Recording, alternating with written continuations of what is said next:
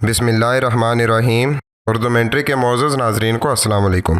ناظرین محترم، یہ دنیا عجائبات سے بھری پڑی ہے۔ ان میں سے کچھ قصے، کہانیاں اور باتیں ایسی ہوتی ہیں جن کو سن کر انسان دنگ رہ جاتا ہے۔ انسان کے وہم و گمان میں بھی نہیں ہوتا کہ ایسا بھی کبھی ہو سکتا ہے، آپ مانیں یا نہ مانیں، لیکن ہم آپ کو آج ایسا ہی کچھ بتانے جا رہے ہیں کہ آپ بھی حیران و پریشان رہ جائیں گے۔ یہ سب جاننے کے لیے ویڈیو کے آخر تک ہمارے ساتھ رہیے گا۔ بیلجیم کے ایک 65 سالہ شخص کو گزشتہ 10 برس سے ایک عجیب صورتحال کا سامنا ہے کہ کسی کو آرڈر نہ کرنے کے باوجود انہیں ہر روز ایک پیزا بھیجا جا رہا ہے، جبکہ بسا اوقات دن میں کئی مرتبہ انہیں ایک سے زائد مرتبہ پیزا موصول ہوتا ہے۔ فلینڈرز کے رہائشی 65 سالہ شخص کے بقول وہ بے چینی کا شکار ہیں کہ انہیں مسلسل کوئی نامعلوم شخص پیزا بھجوا رہا ہے جو ان کے گھر پہ موصول ہوتا ہے۔ جین وانگ لینڈ گم نے بتایا کہ ان کا گھر صوبے آنٹ ورپ کے علاقے ٹرن ہاؤٹ میں واقع ہے۔ 9 برس قبل سب سے پہلے ایک شخص نے مجھے بہت سے پیزے تھما دیے اور کہا کہ یہ آپ کے لیے ہیں، لیکن میں نے ان کا آرڈر نہیں دیا تھا۔ پہلے میں یہ سمجھا کہ شاید کوئی غلطی ہو گئی ہے، اور اب انہیں کباب اور دیگر اقسام کے کھانے بھی موصول ہو رہے ہیں۔ انہوں نے بتایا کہ دن میں کسی بھی وقت انہیں پیزا موصول ہوتا ہے۔ یہ پیزا اطراف کی ہر دکان سے انہیں بھیجے جا رہے ہیں، اور کبھی تو رات کے 2 بجے بھی پیزا گھر پر پہنچتا ہے۔ اس عمل سے خود ان کی نیند حرام ہو کر رہ گئی ہے۔ انہیں ایک دن میں 10 مرتبہ بھی پیزا ملا ہے۔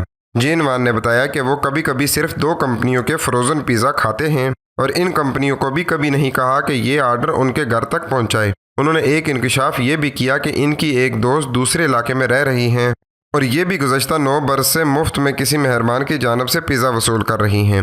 بسا اوقات ان دونوں کو ایک ہی روز پیزا ملتا ہے، شاید بھیجنے والا ان دونوں کو جانتا ہے۔ جین وان نے بتایا کہ وہ ہر دکان پر نہیں جا سکتے اور اب اس کھیل سے تنگ آ چکے ہیں۔ انہوں نے بار بار پولیس کو بھی اس کے متعلق بتایا، لیکن پولیس حیرت انگیز طور پر اب تک یہ جاننے سے قاصر ہے۔ ناظرین محترم، اگر آپ کے ساتھ بھی ایسی ہی صورتحال پیش آئے تو اس موقع پر آپ کا کیا رد عمل ہوگا؟ بیلجیم کی ایک کمپنی اسکیبل گزشتہ کئی سال سے بے حد مہنگا کپڑا بنا رہی ہے جو صرف امیر اور ارب پتی گاہکوں کے لیے ہوتا ہے۔ اس کمپنی کا ایک برانڈ جو ڈائمنڈ چپ کے نام سے مشہور ہے، اتنا مہنگا ہے کہ اس کے 1 میٹر ٹکڑے کی قیمت 750 امریکی ڈالر یعنی تقریباً 1,25,000 روپے رکھی گئی ہے۔ اسکیبل کا دعویٰ ہے کہ ڈائمنڈ چپ کپڑے میں اون اور ریشم کے ساتھ ساتھ خوردبینی ہیرے بھی شامل کیے جاتے ہیں۔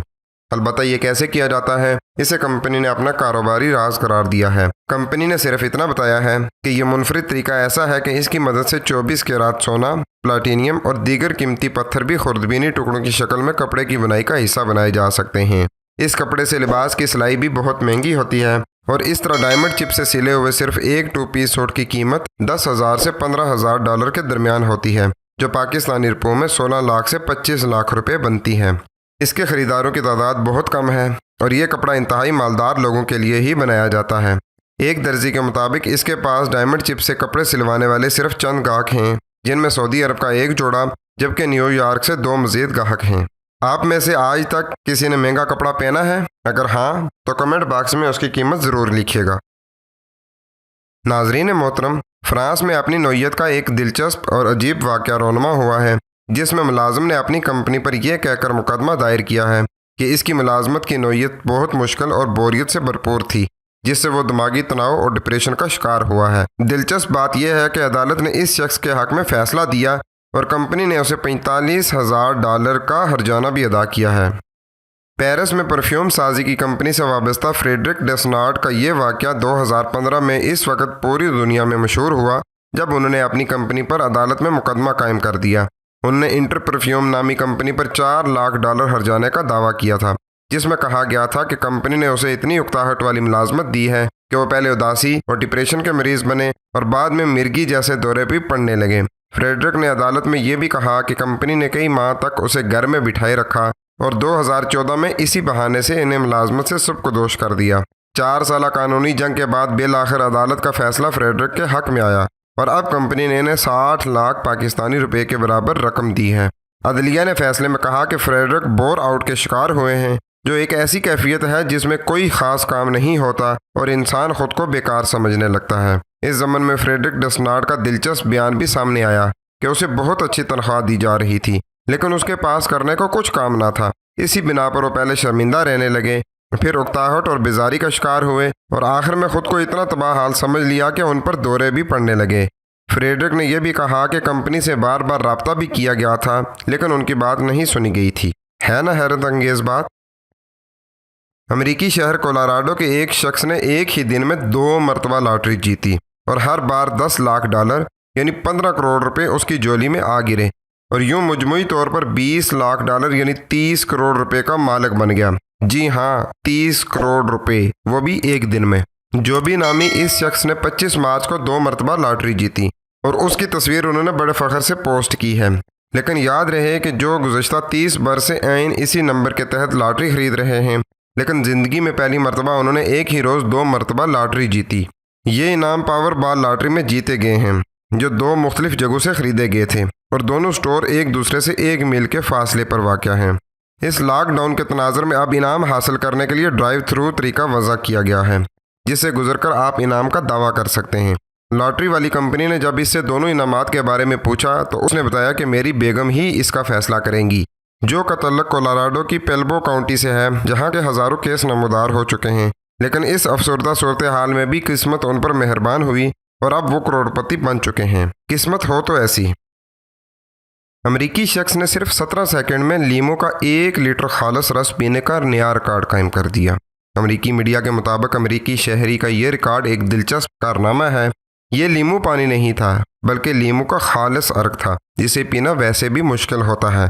इस तरह शहरी डेविड रश ने खट्टे जायकों को मीठे कारनामे में तब्दील कर दिया। दूसरी अहम बात यह है कि लीमू का सारा रस उन्होंने घूंट भरने के बजाय एक स्ट्रा से मैदे में मुंतकिल किया। डेविड रश बच्चों में साइंस, रियाजी और टेक्नोलॉजी की शौर के लिए भी काम करते रहते हैं और वो इसके लिए आलमी रिकॉर्ड पर अपनी तबाह आजमाई करते रहते हैं। अब तक वो छोटे बड़े 100 रिकॉर्ड तोड़ चुके हैं। कबल अजी एक शख्स आंद्रे आर्टोलोफ ने 1 लीटर लीमू का रस 17 सेकंड में ही ख़त्म किया था, लेकिन डेविड ने चंद मिली सेकेंड कबल अपनी गिलास खाली करके ये रिकॉर्ड अपने नाम कर लिया है। यानी उन्होंने 16 सेकंड और 53 मिली सेकंड का नया रिकॉर्ड बनाया है। डेविड ने बताया कि हतमी मुकाबले से पहले उन्होंने लीमू का रस पीने की कोई मशक नहीं की थी, बल्कि 2 मरतबा 1-1 लीटर पानी पीकर खुद को आजमाया था। बार बार इन्हें ख्याल आया कि इससे पेट तो ख़राब नहीं हो जाएगा या उनका जिस्म इस तरह के तजुर्बात को बर्दाश्त कर सकेगा या नहीं, लेकिन डेविड ने हिम्मत नहीं हारी और ख़ुद को आजमाने का फ़ैसला किया। लीमू का खालिस जूस पीने के बाद कई दिन तक उनका मैदा और निज़ाम हाजमा बहुत मुतासर रहा, लेकिन अब वो बेहतर हैं। एक दिन तक उनका गला भी बैठा रहा था। कुछ पाने के लिए कुछ तो खोना पड़ता है। क्या आप में से किसी ने कोई ऐसा रिकॉर्ड बनाया है? जेल से फरार का एक दिलचस्प वाक़या इटली में इसी माह पेश आया है, जिसमें 2 कैदी सिर्फ जेल से फरार ही नहीं हुए, बल्कि जेलर के नाम ख़त भी छोड़ गए कि वो 15 दिन बाद वापस आ जाएंगे। दावाज़ो कानोविच और लेल अहमतोविच नामी 2 करीबी रिश्तेदार जालसाजी और फ्रॉड के जुर्म में रोम की रपीता जेल में कैद थे। इन दोनों की सज़ा 2029 तक के लिए थी।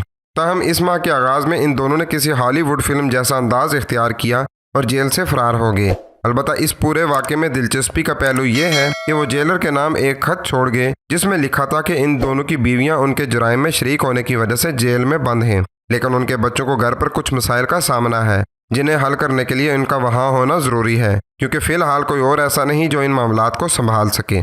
इसलिए वो सिर्फ 15 दिनों के लिए जेल से फरार हो रहे हैं और ज़्यादा से ज़्यादा 15 दिनों में खुद ही जेल वापस आ जाएंगे। जेल हुकाम ने इस खत के असली होने की तस्दीक करते हुए कहा कि इटली की पुलिस ने इन दोनों की तलाश शुरू कर दी है, लेकिन इस खत ने यह पूरा वाक़या दिलचस्प बना दिया है और इसे जेल से फरार के दीगर वाक़यात से बिल्कुल मुख्तलिफ करार दिया है। पाकिस्तान की खैर सगाली सफ़ीर वनीसा ने बहरे ओकियानोस के सबसे गहरे मुकाम चैलेंजर डीप पर पाकिस्तानी परचम लहराकर सबके दिल जीत लिए। वनीसा ओब्रायन ने बहरे ओकियानोस के 10,923 मीटर गहरे समुद्र में पाकिस्तान का परचम लहराया। खातून ने जिस पॉइंट पर पाकिस्तानी परचम लहराया, अगर हम इसकी गहराई का अंदाज़ा लगाएं तो ये इतनी है कि अगर समुद्र के अंदर माउंट एवरेस्ट को डाल दिया जाए तब भी वो इस पॉइंट से 2 मीटर दूर होगा।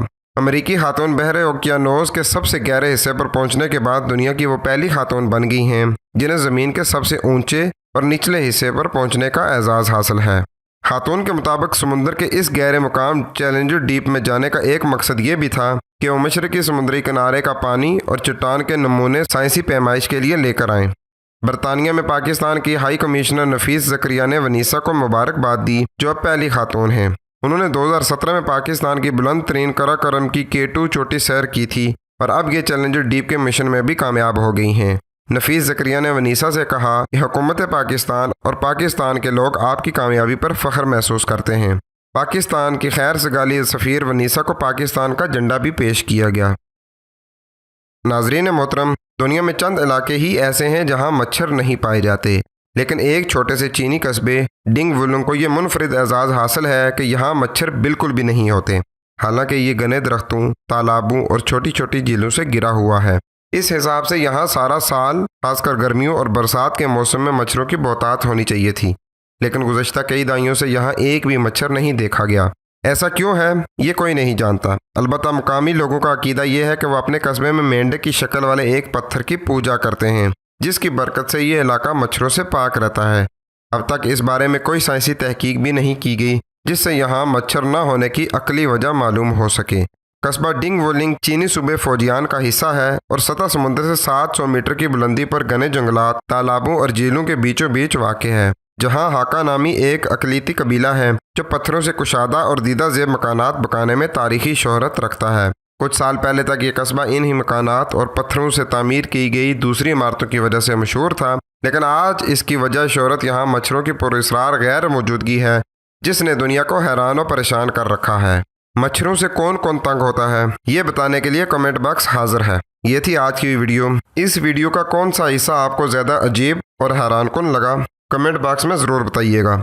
मिलते हैं आपसे अगली वीडियो में, तब तक के लिए अपना बहुत सा ख्याल रखिएगा। खुश रखें, खुश रहें। अस्सलाम वालेकुम।